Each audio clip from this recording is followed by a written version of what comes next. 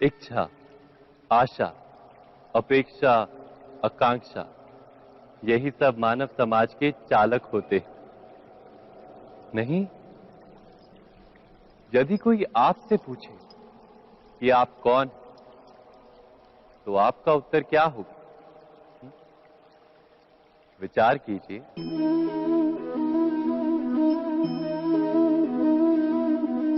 आप तुरंत ही ये जान पाएंगे कि आपकी इच्छाएं ही आपके जीवन की व्याख्या है। कुछ पाने से मेरी सफलता, कुछ ना पाने से मेरी निष्फलता ही आपका परिचय। अधिकतर लोग ऐसे जीते हैं कि स्वयं भीतर से मरते रहते हैं, किंतु अपनी इच्छाओं को नहीं मार पाते। इच्छाएं उन्हें दौड़ाती हैं जिस प्रकार मृग तृष्णा मृग को दौड़ाती है। परंतु इन्हीं इच्छाओं के गर्भ में ही ज्ञान का प्रकाश भी। कैसे? जब इच्छाएं अपूर्ण रहती और टूटती, तब वहीं से ज्ञान की किरण प्रवेश करती है मनुष्य के हृदय। ना, ये कथा नहीं है केवल इच्छाओं के संघर्ष की, नहीं है केवल महत्वाकांक्षाओं से जन्म लेने वाले भयावह रक्तपात। ये कथा है इच्छाओं के गर्भ से उदित होते हुए ज्ञान की। मैं वासुदेव कृष्ण आप सभी को निमंत्रण देता हूं इस यात्रा पे चलने का, जो जीवन का मर्म सिखाएगी, मनुष्य का धर्म सिखाएगी, कीचड़ से उठकर कमल बनने का कर्म सिखाएगी। और इस यात्रा का नाम है महाभारत।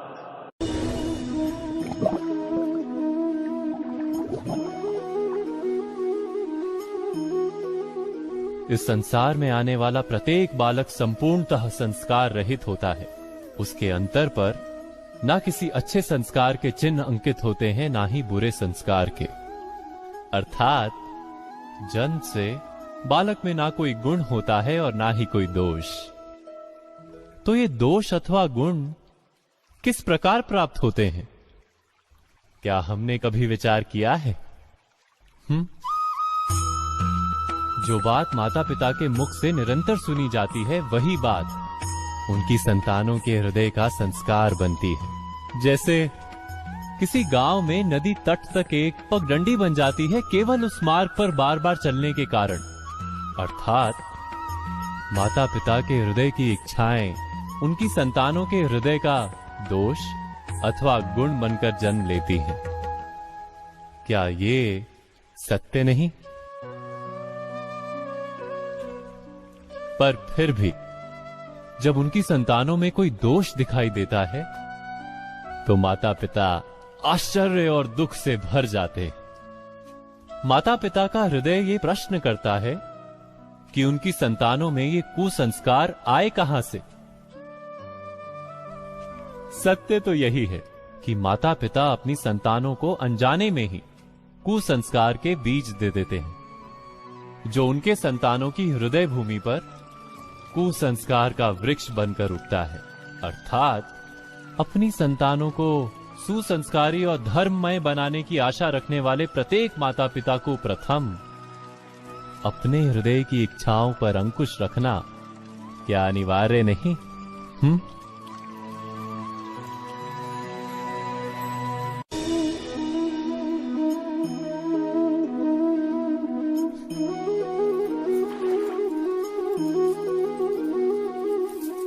पिता सदा ही अपने संतान के सुख की कामना करते हैं, उनके भविष्य की चिंता करते रहते हैं। इसी कारणवश सदा ही अपने संतानों के भविष्य का मार्ग स्वयं निश्चित करने का प्रयत्न करते रहते हैं। जिस मार्ग पर पिता स्वयं चला है, जिस मार्ग के कंकर पत्थर को स्वयं देखा है, मार्ग की छाया, मार्ग की धूप को स्वयं जाना है, उसी मार्ग पर उसका पुत्र भी चले, यही इच्छा रहती है हर पिता की। निसंदेह उत्तम भावना है ये। किंतु 3 प्रश्नों के ऊपर विचार करना हम भूल ही जाते हैं। कौन से प्रश्न?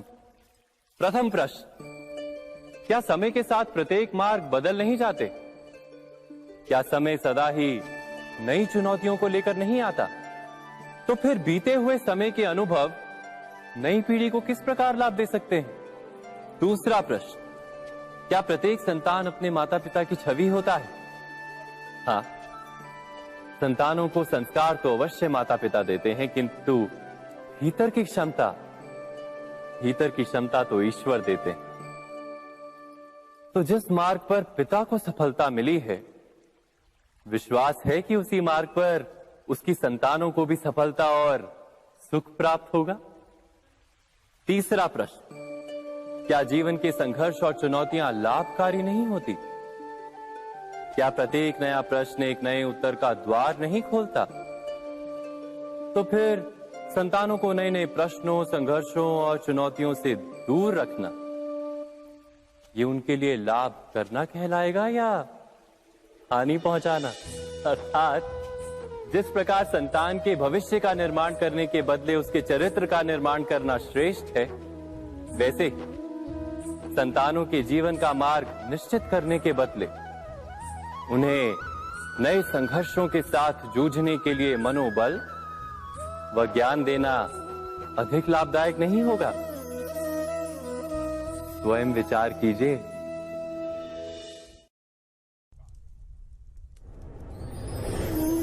पूर्वजों की इच्छा, आशा, महत्वाकांक्षा, क्रोध, बैर, प्रतिशोध, यही सब आने वाली पीढ़ी की धरोहर बनते हैं। माता पिता अपनी संतानों को देना तो चाहते हैं समस्त विश्व का सुख, पर देते हैं अपनी पीड़ाओं की संपत्ति। देना चाहते हैं अमृत, पर साथ ही साथ विष का घड़ा भी भर देते हैं। आप विचार कीजिए, आपने अपनी संतानों को क्या दिया आज तक? अवश्य प्रेम, ज्ञान, संपत्ति आदि दिए, पर क्या साथ ही साथ उनके मन को मैल से भर देने वाले पूर्व ग्रह नहीं दिए? अच्छे बुरे की पूर्व निर्धारित व्याख्याएं नहीं दी? व्यक्ति का व्यक्ति के साथ, समाजों का समाजों के साथ, राष्ट्र का राष्ट्र के साथ संघर्ष क्या इन्हीं पूर्व ग्रहों से निर्मित नहीं होते? हत्या, मृत्यु, रक्तपात क्या इन्हीं पूर्व ग्रहों से नहीं जन्मते? अर्थात माता पिता अपनी संतानों को जन्म के साथ मृत्यु का दान भी देते हैं।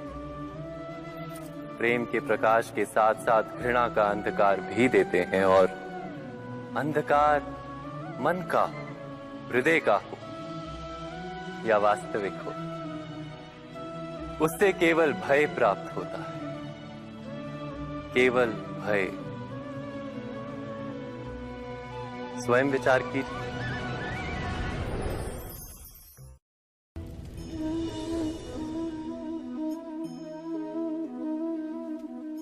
मनुष्य का स्वभाव है कि वो स्वयं को, अपने परिवार को, अपनी संतानों को अधिकतम सुख प्राप्त हो ऐसी इच्छा रखता है।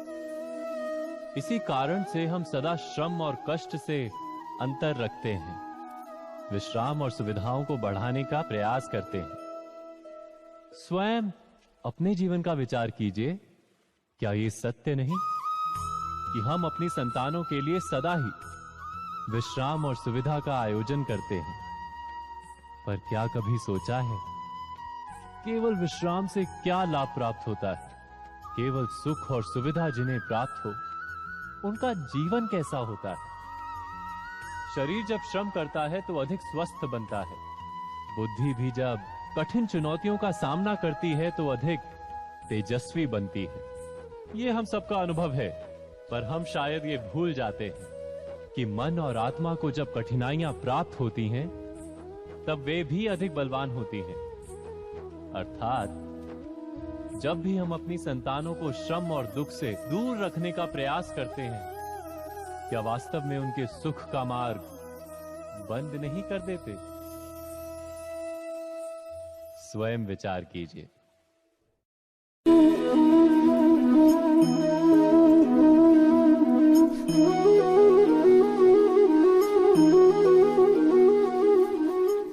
संतानों के भविष्य को सुख से भरने का प्रयत्न करना, यही हर माता पिता का प्रथम कर्तव्य होता है, जिन्हें आप इस संसार में लाए और जिनके कर्मों से ये जगत आपका भी परिचय पाएगा भविष्य में।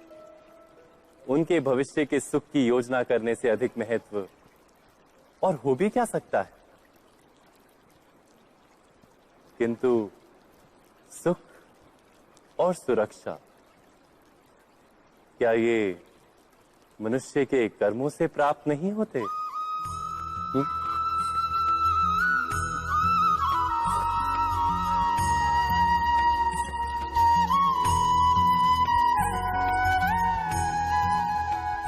माता पिता के दिए हुए अच्छे या बुरे संस्कार, उनकी दी हुई योग्य अथवा अयोग्य शिक्षा, क्या आज के सारे कर्मों का मूल नहीं?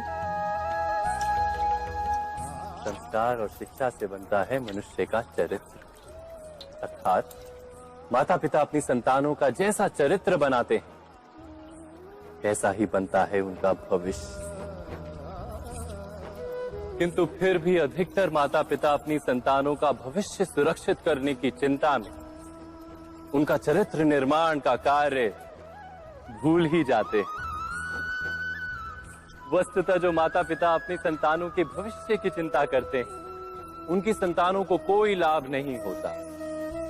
किंतु जो माता पिता अपने संतानों के भविष्य की नहीं, उनके चरित्र का निर्माण करते हैं, उन संतानों की प्रशस्ति समस्त संसार करता है।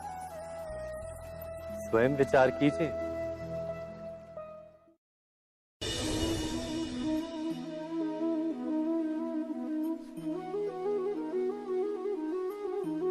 एक ही गुरु के पास शिक्षा प्राप्त करने वाले सारे शिष्य एक समान विद्या प्राप्त नहीं कर पाते। सारे शिष्य गुरु की बातें सुनते हुए अवश्य दिखाई देते हैं, उनकी पूजा करते हुए दिखाई देते हैं, किंतु एक समान विद्या प्राप्त नहीं कर पाते।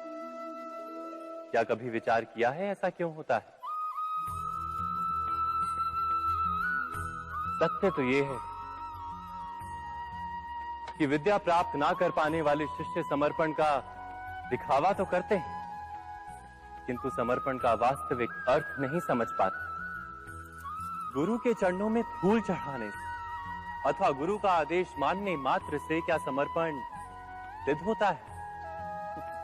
नहीं। समर्पण का वास्तविक अर्थ है जब गुरु के प्रति मन में कोई संदेह ना रहे, गुरु के मुख से आदेश निकले उससे पूर्व शिष्य उस कार्य को पूरा कर दे। गुरु के विचारों के साथ शिष्य के विचार एक हो जाए।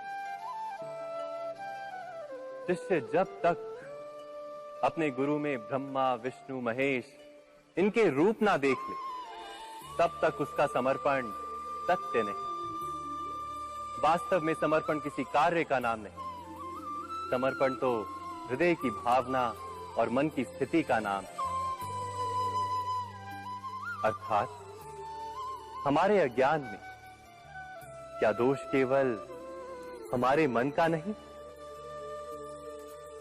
स्वयं विचार कीजिए।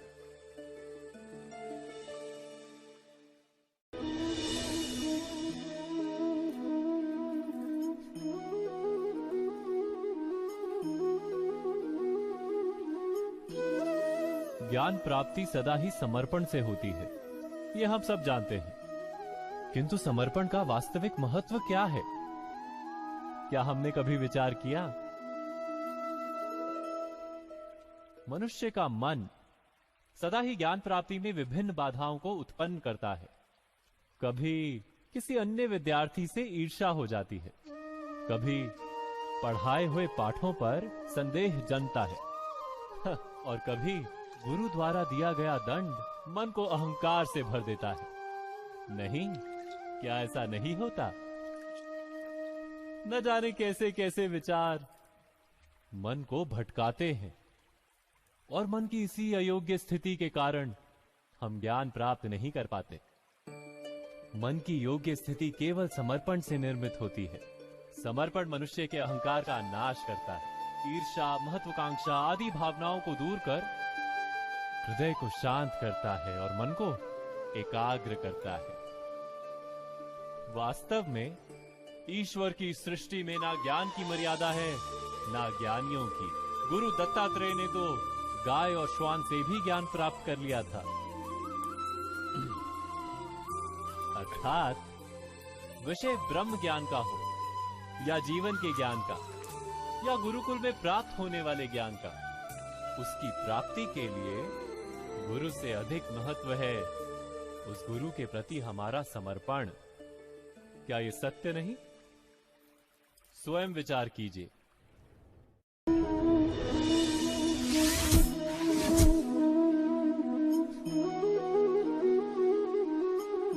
श्रेष्ठता का क्या अर्थ है? श्रेष्ठता का अर्थ है दूसरों से अधिक ज्ञान प्राप्त करना।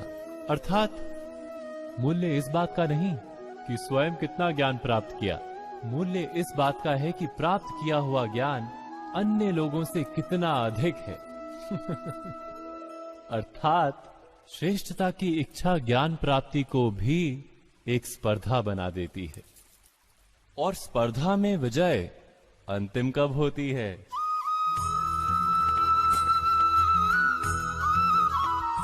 कुछ समय के लिए तो श्रेष्ठ बना जा सकता है, किंतु सदा के लिए कोई श्रेष्ठ नहीं रह पाता। फिर वही असंतोष, पीड़ा और संघर्ष जन्म लेता है। किंतु श्रेष्ठ बनने के बदले यदि उत्तम बनने का प्रयत्न करें तो क्या होगा? उत्तम का अर्थ है कि जितना प्राप्त करने योग्य है वो सब प्राप्त करना, किसी से अधिक पाने की इच्छा से नहीं, मात्र आत्मा की तृप्ति हेतु कुछ प्राप्त करना। उत्तम के मार्ग पर किसी अन्य से स्पर्धा नहीं होती, स्वयं अपने आप से स्पर्धा होती है। अर्थात उत्तम बनने का प्रयत्न करने वाले को देर अबेर सारा ज्ञान प्राप्त हो जाता है, बिना प्रयत्न के ही वो श्रेष्ठ बन जाता है। किंतु जो श्रेष्ठ बनने का प्रयत्न करता है वो श्रेष्ठ बने या ना बने, उत्तम कभी नहीं बन पाता।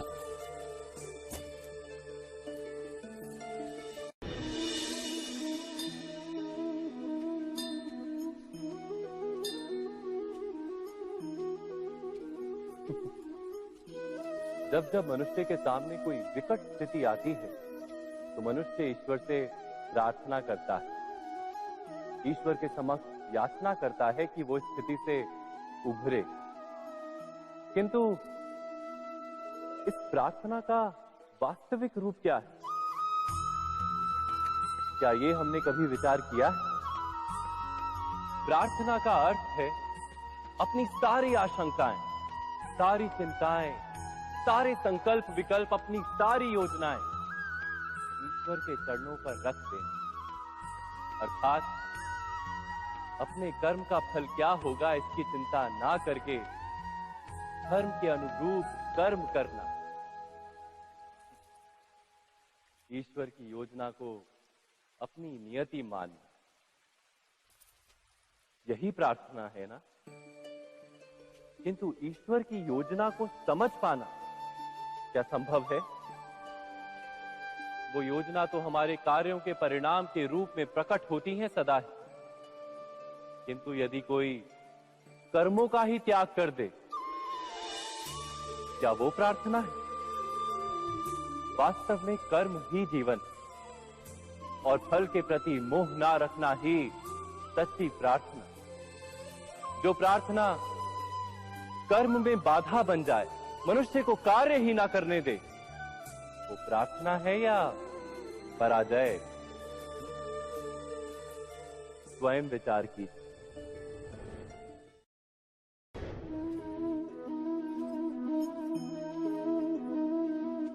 मनुष्य के जीवन का चालक है भय। मनुष्य सदा ही भय का कारण ढूंढ लेता है। जीवन में जिन मार्गों का हम चुनाव करते हैं वो चुनाव भी हम भय के कारण ही लेते हैं।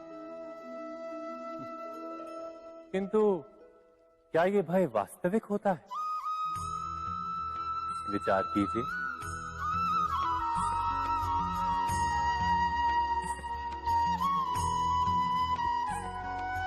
भय का अर्थ है आने वाले समय में विपत्ति की कल्पना।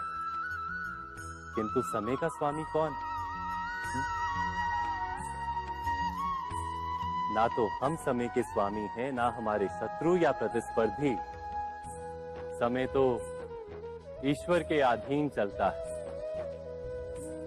तो क्या यदि कोई आपको हानि पहुंचाने के लिए केवल योजना बनाता है, वो वास्तव में आपको हानि पहुंचा सकता है?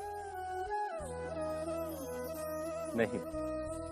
किंतु भय से भरा हुआ हृदय हमें अधिक हानि पहुंचाता है। क्या ये सत्य नहीं?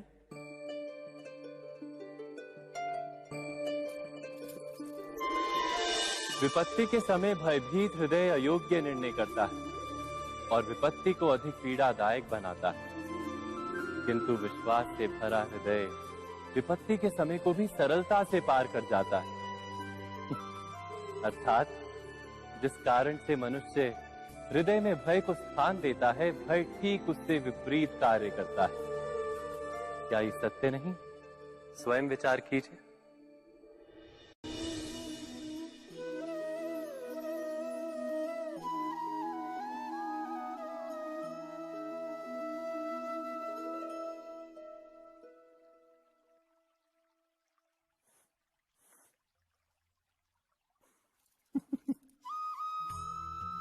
जीवन में आने वाले संघर्षों के लिए जब मनुष्य स्वयं को योग्य नहीं मानता, जब उसे अपने ही बल पर विश्वास नहीं रहता, तब वो सद्गुणों को त्याग कर दुर्गुणों को अपनाता है। वस्तुतः मनुष्य के जीवन में दुर्जनता जन्म ही तब लेती है जब उसके अंतर में आत्मविश्वास नहीं होता। आत्मविश्वास ही अच्छाई को धारण करता है। ये आत्मविश्वास है क्या?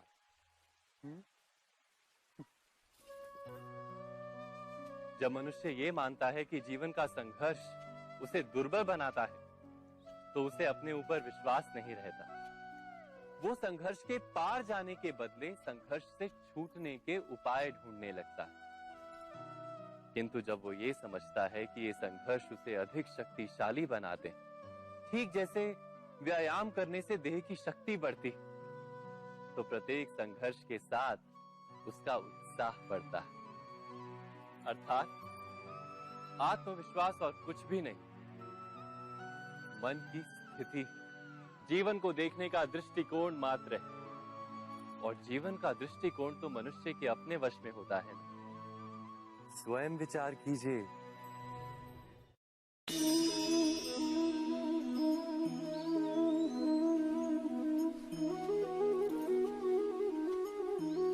जब अपने किसी अच्छे कार्य के उत्तर में दुख प्राप्त होता है अथवा किसी को उसके दुष्ट कार्य में सुख मिलता है, तो मन अवश्य ये विचार करता है कि अच्छा कार्य करने का, धर्म के मार्ग पर चलने का तात्पर्य क्या है।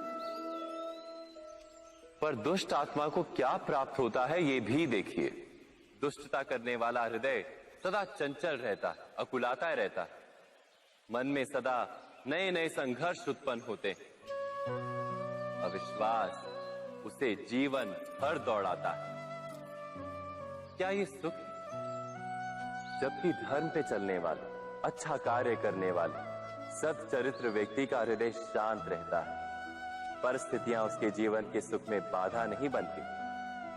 समाज में सम्मान और मन में संतोष रहता है सदा। अर्थात अच्छा बर्ताव भविष्य में किसी सुख का मार्ग नहीं।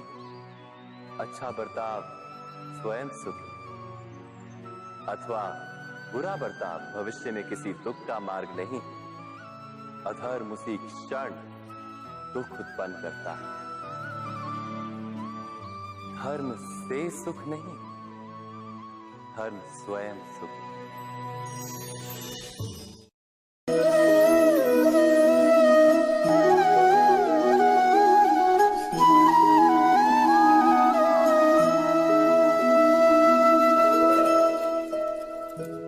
जब किसी व्यक्ति को किसी घटना में अन्याय का अनुभव होता है तो वो घटना उसके अंतर को झकझोर देती है। समस्त जगत उसे अपना शत्रु प्रतीत होता है। अन्याय लगने वाली घटना जितनी बड़ी होती है, मनुष्य का हृदय भी उतना ही अधिक विरोध करता है। उस घटना के उत्तर में वो न्याय मांगता है और ये योग्य भी है। वास्तव में समाज में किसी भी प्रकार का अन्याय व्यक्ति की आस्था और विश्वास का नाश है। किंतु ये न्याय क्या है? न्याय का अर्थ क्या है? अन्याय करने वाले को अपने कार्य पर पश्चाताप हो और अन्याय भुगतने वाले के मन में फिर से विश्वास जगे समाज के प्रति। इतना ही अर्थ है ना न्याय का। किंतु जिसके हृदय में धर्म नहीं होता वो न्याय को छोड़कर बैर और प्रतिशोध को अपनाता है। हिंसा के बदले प्रतिहिंसा की भावना लेकर चलता है। स्वयं भोगी हुई पीड़ा से कहीं अधिक पीड़ा देने का प्रयत्न करता है और इस मार्ग पर चलते अन्याय को भुगतने वाला स्वयं अन्याय करने लगता है। शीघ्र ही वो अपराधी बन जाता है। अर्थात न्याय और प्रतिशोध के बीच बहुत कम अंतर होता है और इसी अंतर का नाम है धर्म। क्या ये सत्य नहीं? स्वयं विचार कीजिए। व्यक्ति को जब उसके अपराध का दंड मिलता है तब कभी कभी उस न्याय को देखकर मन कचोटता है। प्रश्न उठता है हृदय में कि जब वो अपराध हुआ था तब व्यक्ति भिन्न था। उसके पश्चात उसने इतने पश्चाताप किए, स्वयं में इतना परिवर्तन किया, फिर उसे दंड क्यों मिले? पर जहां आघात होता है वहां प्रत्याघात भी होता है। जैसा कर्म वैसा फल। यदि किसी को प्रेम दोगे तो सुख प्राप्त होगा, यदि किसी की हत्या करोगे तो मृत्यु दंड मिलेगा। जैसा कार्य वैसा ही न्याय। तो फिर प्रायश्चित और पश्चाताप का कोई मूल्य नहीं है? अवश्य है मूल्य। प्रायश्चित और पश्चाताप मनुष्य की आत्मा को बलवान करता है। आने वाले दंड को स्वीकार करने के लिए मनुष्य को तैयार करता है। अर्थात बिना प्रायश्चित के दंड स्वीकार करने का कोई मूल्य है? स्वयं विचार कीजिए। मनुष्य के हृदय में भय का साम्राज्य रहता है सदा। कभी संपत्ति के नाश का भय, कभी अपमान का भय, कभी अपनों से छूट जाने का भय। इसीलिए भय का होना सबको स्वाभाविक ही लगता है। क्या कभी विचार किया है, जो स्थिति अथवा वस्तु भय को जन्म देती है, क्या वहीं से वास्तव में दुख आता है? नहीं, ऐसा तो कोई नियम नहीं। और सबका अनुभव तो यह बताता है कि भय धारण करने से भविष्य के दुख का निवारण नहीं होता। भय केवल आने वाले दुख की कल्पना मात्र ही है। वास्तविकता से इसका कोई संबंध नहीं है। तो क्या ये जानते हुए भी कि भय कुछ और नहीं, केवल कल्पना मात्र ही है, इससे मुक्त होकर निर्भय बन पाना क्या बहुत कठिन है? अवश्य विचार कीजिएगा।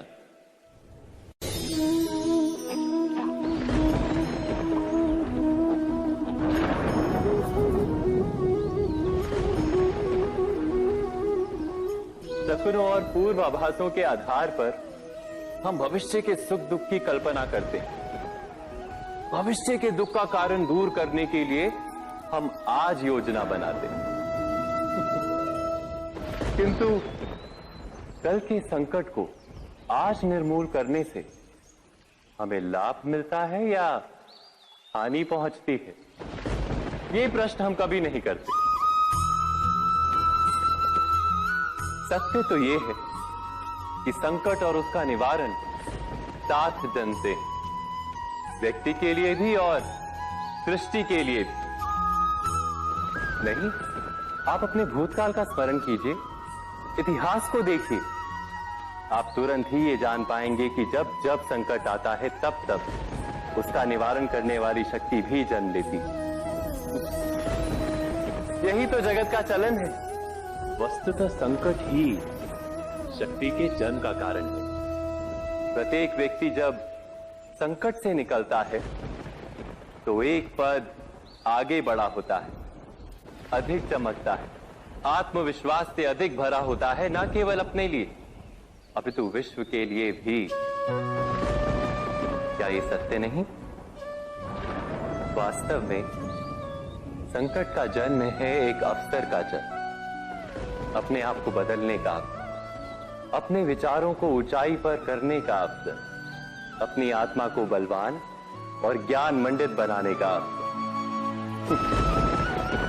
जो ये कर पाता है उसे कोई संकट नहीं होता, किंतु जो ये नहीं कर पाता वो तो स्वयं एक संकट है विश्व के लिए। विचार कीजिए।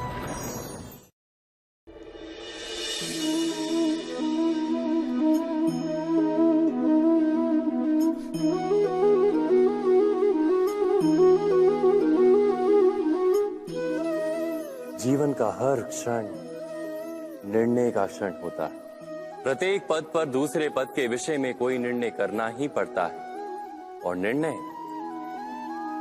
निर्णय अपना प्रभाव छोड़ जाता है। आज किए गए निर्णय भविष्य में सुख अथवा दुख निर्मित करते हैं, ना केवल अपने लिए, अपने परिवार के लिए भी, आने वाली पीढ़ियों के लिए भी। जब कोई दुविधा सामने आती है तो मन व्याकुल हो जाता है, अनिश्चय से भर जाता है। निर्णय का वो क्षण युद्ध बन जाता है और मन बन जाता है युद्ध भूमि। अधिकतर निर्णय हम दुविधा का उपाय करने के लिए नहीं, केवल मन को शांत करने के लिए लेते हैं। पर क्या कोई दौड़ते हुए भोजन कर सकता है? नहीं। तो क्या युद्ध से जूझता हुआ मन कोई योग्य निर्णय ले पाएगा? वास्तव में शांत मन से जब कोई निर्णय करता है तो अपने लिए सुखद भविष्य बनाता है, किंतु अपने मन को शांत करने के लिए जब कोई निर्णय करता है तो वो व्यक्ति भविष्य में अपने लिए कांटों भरा वृक्ष लगाता है। स्वयं विचार कीजिएगा।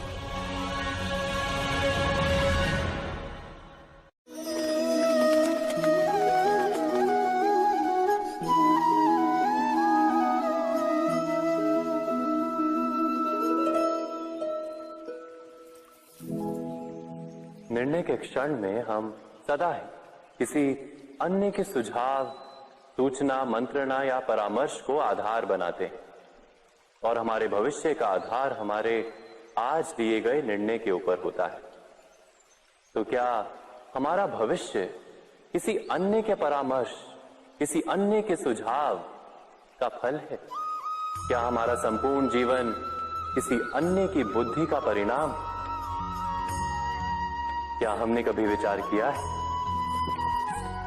सबका अनुभव है कि भिन्न भिन्न लोग एक ही स्थिति में भिन्न भिन्न परामर्श देते हैं। मंदिर में खड़ा भक्त कहता है कि दान करना चाहिए, और चोर कहता है यदि अवसर मिले तो इस मूर्ति के श्रृंगार चुरा। धर्म से भरा हृदय धर्ममय सुझाव देता है, और अधर्म से भरा हृदय अधर्म का परामर्श देता है। धर्ममय सुझाव का स्वीकार ही मनुष्य को सुख की ओर ले जाता है, किंतु ऐसे परामर्श का स्वीकार करना तभी संभव होता है जब हृदय में धर्म हो। अर्थात किसी का सुझाव अथवा परामर्श स्वीकार करने से पूर्व स्वयं अपने हृदय में धर्म को स्थापित करना क्या आवश्यक नहीं? स्वयं विचार कीजिए।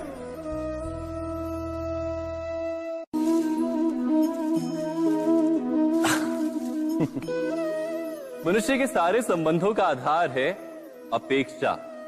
पति कैसा हो जो मेरा जीवन सुख और सुविधा से भर दे? पत्नी कैसी हो जो सदैव मेरे प्रति समर्पित रहे? संतान कैसी हो जो मेरी सेवा करे, मेरा आदेश माने?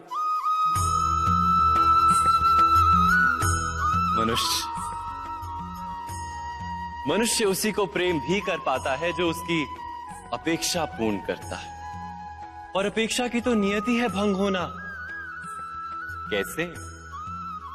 क्योंकि अपेक्षा मनुष्य के मस्तिष्क में जन्म लेती है। कोई अन्य व्यक्ति उसकी अपेक्षाओं के बारे में जान ही नहीं पाता। पूर्ण करने की प्रामाणिक इच्छा हो तब भी कोई मनुष्य किसी की अपेक्षाओं को पूर्ण नहीं कर पाता। और वहां से जन्म लेता है संघर्ष। सारे संबंध संघर्ष में परिवर्तित हो जाते। पर मनुष्य अपेक्षा को संबंध का आधार ना बनाए और स्वीकार करे केवल संबंध का आधार, तो क्या ये जीवन स्वयमेव सुख और शांति से नहीं भर जाएगा? स्वयं विचार कीजिएगा।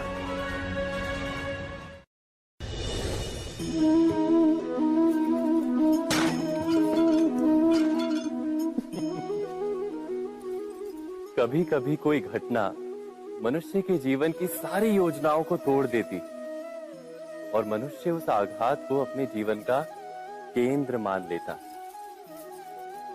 पर क्या भविष्य मनुष्य की योजनाओं के आधार पर निर्मित होते हैं? नहीं। जिस प्रकार किसी ऊंचे पर्वत पर सर्वप्रथम चढ़ने वाला उस पर्वत की तलाई में बैठकर जो योजना बनाता है, क्या वही योजना उसे उस पर्वत की चोटी तक पहुंचाती है? नहीं। वास्तव में वो जैसे जैसे ऊपर चढ़ता है वैसे वैसे उसे नई नई चुनौतियां, नई नई विडंबनाएं, नए नए अवरोध मिलते हैं। प्रत्येक पद पर वो अपने अगले पद का निर्णय करता है। प्रत्येक पद पर उसे अपनी योजनाओं को बदलना पड़ता है। कहीं पुरानी योजना उसे खाई में ना ढकेल दे। वो पर्वत को अपने योग्य नहीं बना पाता, केवल स्वयं को पर्वत के योग्य बना सकता है। क्या जीवन के साथ भी ऐसा ही नहीं? जब मनुष्य जीवन में किसी एक चुनौती को, एक अवरोध को अपने जीवन का केंद्र मान लेता है, अपने जीवन की गति को ही रोक देता है, तो वो अपने जीवन में सफल नहीं बन पाता और ना ही सुख और शांति प्राप्त कर पाता। अर्थात जीवन को अपने योग्य बनाने के बदले स्वयं अपने को जीवन के योग्य बनाना ही सफलता और सुख का एकमात्र मार्ग नहीं। स्वयं विचार कीजिए।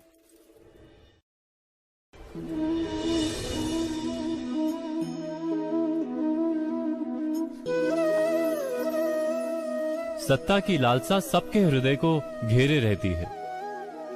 प्रत्येक व्यक्ति अपना एक राष्ट्र निर्मित करने का प्रयत्न अवश्य करता है। फिर वो राष्ट्र कुरु राष्ट्र की भांति बहुत बड़ा हो या फिर अपने परिवार तक सीमित हो, वो सत्ता प्राप्त करने का प्रयास अवश्य करता है। किंतु सत्ता का वास्तविक रूप क्या है? क्या हमने कभी विचार किया है? एक मनुष्य जितने अधिक लोगों के जीवन को प्रभावित कर सके, जितने अधिक लोगों के जीवन की स्वतंत्रता पर अंकुश रख सके, उतनी ही अधिक सत्ता का अनुभव करता है वो। सत्ता का वास्तविक रूप ही है अन्य के जीवन पर स्वयं का प्रभाव। किंतु क्या वास्तविक प्रभाव प्रेम, दया, करुणा और धर्म से निर्मित नहीं होता? जब भी मनुष्य कठोरता और अधर्म से सत्ता प्राप्त करने का प्रयत्न करता है, तब वो दूसरों के हृदय में विरोध अथवा विद्रोह को जन्म देता है। और परिणाम कुछ इस प्रकार। हाँ, कुछ समय के लिए वो स्वयं को प्रभावी और शक्तिशाली अवश्य पाता है, किंतु वो वास्तविक सत्ता नहीं। यही कारण है कि भृगु और वशिष्ठ जैसे ऋषियों की आज भी पूजा की जाती है, रावण और हिरण्यकश्यप की नहीं। इस पर तो आप विचार अवश्य करें। सत्य कहा ना।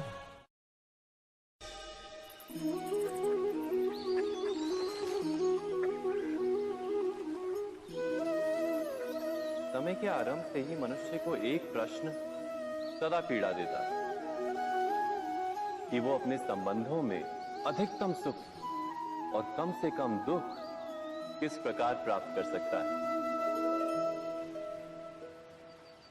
क्या आपके सारे संबंधों ने आपको संपूर्ण संतोष दिया है? विचार कीजिए। हमारा जीवन संबंधों पर आधारित है, हमारी सुरक्षा संबंधों पर आधारित है। इसी कारण हमारे जीवन के सारे सुखों का आधार भी संबंध है। किंतु फिर भी हमें संबंधों में ही अधिकतर दुख क्यों प्राप्त होते हैं? सदा ही संघर्ष भी संबंधों से ही उत्पन्न क्यों हो जाते हैं? कभी विचार किया है? जब कोई व्यक्ति किसी अन्य व्यक्ति के विचार अथवा कार्य को स्वीकार नहीं करता, उसमें परिवर्तन करने का प्रयत्न करता है, तो संघर्ष जन्म लेता है। अर्थात जितना अधिक अस्वीकार उतना ही अधिक संघर्ष, और जितना अधिक स्वीकार उतना ही अधिक सुख। क्या ये वास्तविकता नहीं? यदि मनुष्य स्वयं अपनी अपेक्षाओं पर अंकुश रखे, अपने विचारों को परखे, किसी अन्य व्यक्ति में परिवर्तन करने का प्रयत्न ना कर स्वयं अपने भीतर परिवर्तन करने का प्रयास करे, तो क्या संबंधों में संतोष प्राप्त करना इतना कठिन? अर्थात क्या स्वीकार ही संबंध का वास्तविक अर्थ नहीं? स्वयं विचार कीजिए।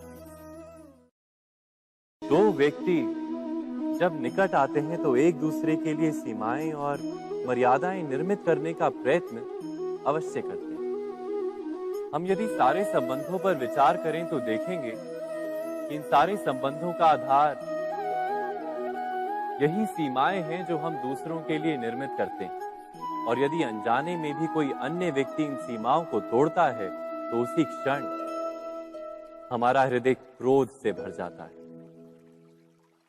इन सीमाओं का वास्तविक रूप क्या है? क्या हमने कभी विचार किया? सीमाओं के द्वारा हम दूसरे व्यक्ति को निर्णय करने की अनुमति नहीं देते, अपना निर्णय उस व्यक्ति पर थोपते हैं, अर्थात किसी की स्वतंत्रता का अस्वीकार करते हैं हम। और जब स्वतंत्रता का अस्वीकार किया जाता है तो उसका हृदय दुख से भर जाता है, और जब वो सीमाओं को तोड़ता है तो हमारा हृदय क्रोध से भर जाता है। क्या ऐसा नहीं होता?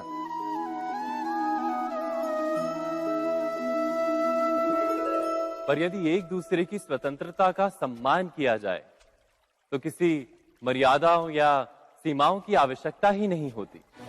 अर्थात जिस प्रकार स्वीकार किसी संबंध का देह है, क्या वैसे ही स्वतंत्रता किसी संबंध की आत्मा नहीं? स्वयं विचार कीजिए।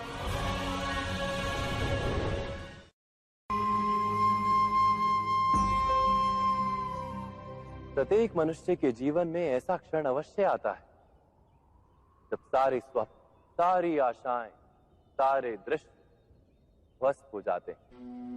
जीवन के सारे आयोजन ही बिखर जाते हैं। एक और धर्म होता है और दूसरी ओर सुख। इसी को धर्म संकट कहते हैं। जब धर्म का वहन ही संकट हो और धर्म का त्याग ही सुख हो।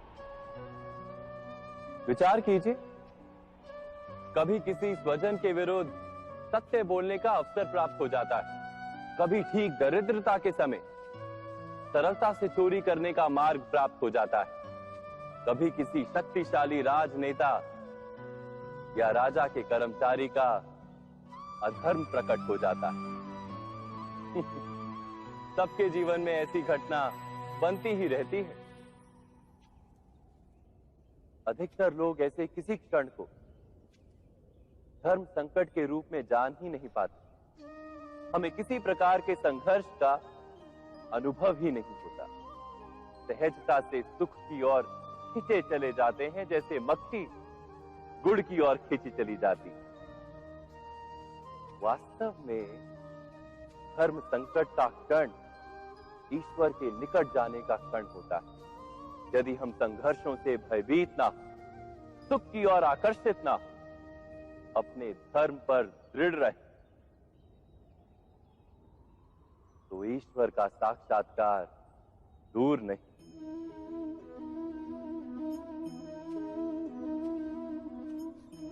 पवन से युद्ध करने वाला पत्ता यदि पेड़ से गिरता है तो भी आकाश की ओर उठता है।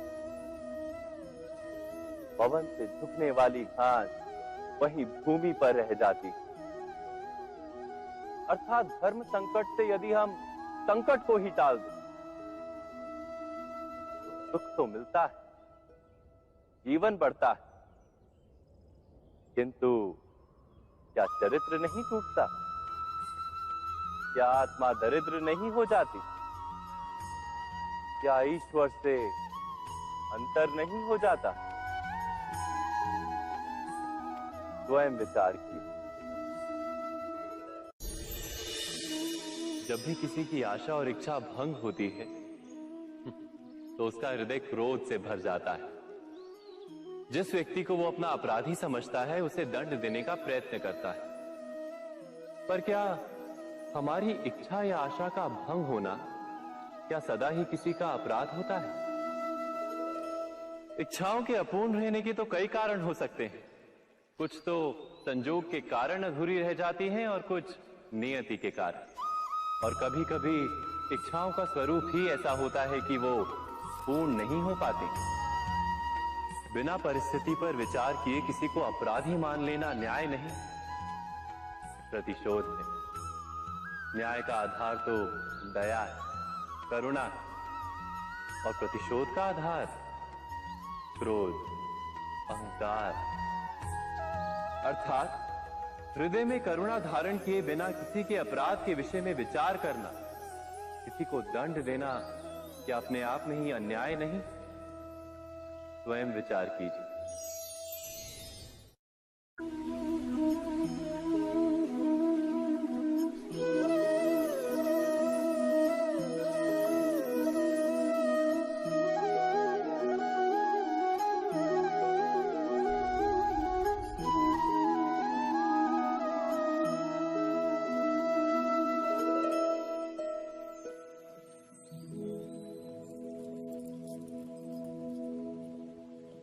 भविष्य के आधार पर सब आज का निर्णय लेना चाहते हैं। भविष्य में सुख मिले, भविष्य सुरक्षित हो, ऐसे निर्णय आज लेने का प्रयत्न रहता है सबका। आप अपने जीवन को देखिए, क्या आपके अधिकतर निर्णय के पीछे भविष्य का विचार नहीं होता? और हो भी क्यों ना। अपने जीवन को सरल और सुखमय बनाने का प्रयत्न करने का अधिकार सबका है। पर भविष्य तो कोई नहीं जानता, केवल कल्पना ही की जा सकती है। तो जीवन के सारे महत्वपूर्ण निर्णय कल्पनाओं के आधार पर ही करते हैं हम। क्या निर्णय करने का कोई तीसरा मार्ग हो सकता है? विचार कीजिए। सारे सुखों का आधार धर्म है और वो धर्म मनुष्य के हृदय में बसता है। तो प्रत्येक निर्णय से पूर्व स्वयं अपने हृदय से ये प्रश्न अवश्य पूछ लेना कि ये निर्णय स्वार्थ से जन्मा है या धर्म से। क्या इतना पर्याप्त नहीं? भविष्य के बदले धर्म का विचार करने से क्या भविष्य अधिक सुखपूर्ण नहीं होगा? स्वयं विचार कीजिए।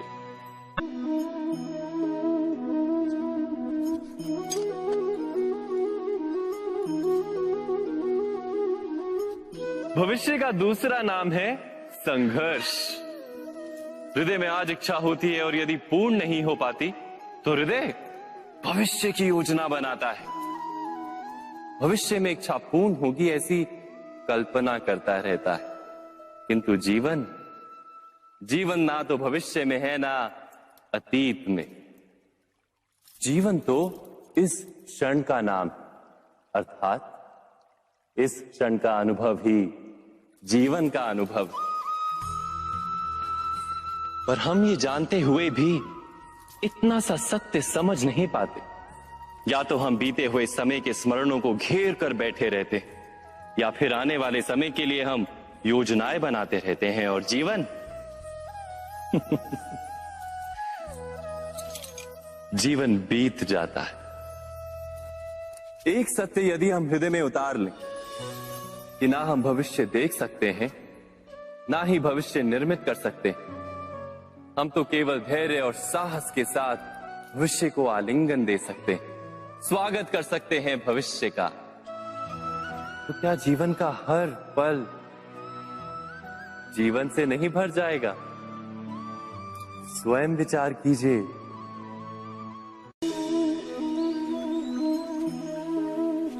सबके जीवन में ऐसा प्रसंग अवश्य आता है कि सत्य कहने का निश्चय होता है हृदय में, किंतु मुख से सत्य निकल नहीं पाता। कोई भय मन को घेर लेता है। किसी घटना अथवा प्रसंग के बारे में बात करना, या फिर स्वयं से कोई भूल हो जाए उसके बारे में कुछ बोलना, क्या ये सत्य है? नहीं, ये तो केवल तथ्य है। अर्थात जैसा हुआ था वैसा केवल बोल देना सामान्य सी बात। किंतु कभी कभी उस तथ्य को बोलते हुए भी भय लगता है। कदाचित किसी दूसरे की भावनाओं का विचार आता है मन, दूसरे को दुख होगा ये भय भी शब्दों को रोकता है। तो ये सत्य क्या है? क्या हमने कभी विचार किया है? जब भय रहते हुए भी कोई तथ्य बोलता है तो वो सत्य कहलाता है। वास्तव में सत्य कुछ और नहीं, केवल निर्भयता का दूसरा नाम है। और निर्भय होने का कोई समय नहीं होता, क्योंकि निर्भयता आत्मा का स्वभाव है। अर्थात क्या प्रत्येक क्षण सत्य बोलने का क्षण नहीं होता?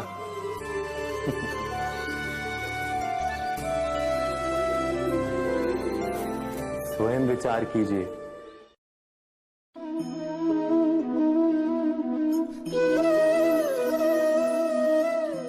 परंपरा में धर्म बसता है और परंपराएं ही धर्म को संभालने का कार्य करती हैं, ये सत्य है। पर क्या केवल परंपरा ही धर्म है? विचार कीजिए। सत्य तो यह है कि जिस प्रकार पाषाण में शिल्प होता है, उसी प्रकार परंपरा में धर्म होता है। इस पत्थर में शिल्प है, ये पत्थर शिल्प नहीं। शिल्प को उजागर करने के लिए उसे तोड़ना पड़ता है, अनावश्यक भागों को दूर करना पड़ता है। ठीक उसी प्रकार परंपराओं में धर्म ढूंढना पड़ता है। जिस प्रकार इंद्र पूजा की परंपरा को तोड़कर गोवर्धन पूजा का धर्म ना ढूंढा जाता, तो यादवों को उनकी मुक्ति का मार्ग नहीं मिल पाता। अर्थात परंपरा को पूर्णता छोड़ देने वाला धर्म से वंचित रह जाता है, और परंपरा का अंध अनुकरण करने वाला भी धर्म को प्राप्त नहीं कर पाता। कहते हैं हंस के पास नीर क्षीर विवेक होता है। दूध में मिले पानी को छोड़कर केवल दूध ही ग्रहण करता है। तो क्या सच्चा धर्म प्राप्त करने के लिए हृदय में ज्ञान से जन्मा विवेक आवश्यक है? और ऐसे विवेक के बिना जिसे धर्म मान भी लिया जाए, जो वास्तव में धर्म ना भी हो, ऐसा भी तो हो सकता है।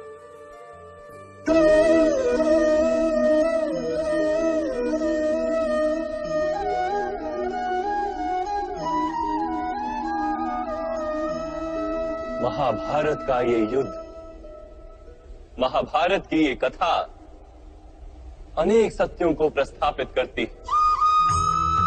महानतम सत्य ये कि अलगपन और भिन्नता ही अधर्म का मूल है और एकात्मता ही धर्म का आधार है। कैसे? स्वयं विचार कीजिए।